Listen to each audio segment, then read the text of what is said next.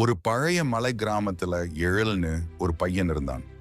படிப்புக்கு ரொம்ப ஆசை. புத்தகமோ பென்சிலோ இல்லாத சூழல்ல படிக்கிறவனு கிராமத்துல பேர்.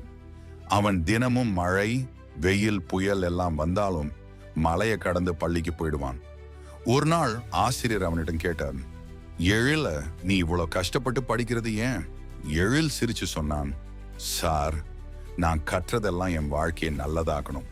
ஆனா அதை நல்ல வழியில தான் பயன்படுத்தணும். ஆண்டு காலத்திற்கு பிறகு எழில் அந்த மலை கிராமத்துக்கே மருத்துவரா பயனானான்.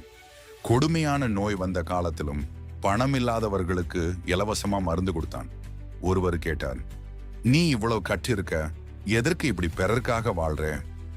எழில் சிரித்து சொன்னான், கற்றது பயன் தரும், ஆனா அது நல்ல செயலோட தான் முழுமை. அதுதான் இந்த குறள் சொல்லுற உண்மை. கற்றதனால் ஆய பயனென் கொள் வாளறிவன் நற்றாள் தொழார் எனின்.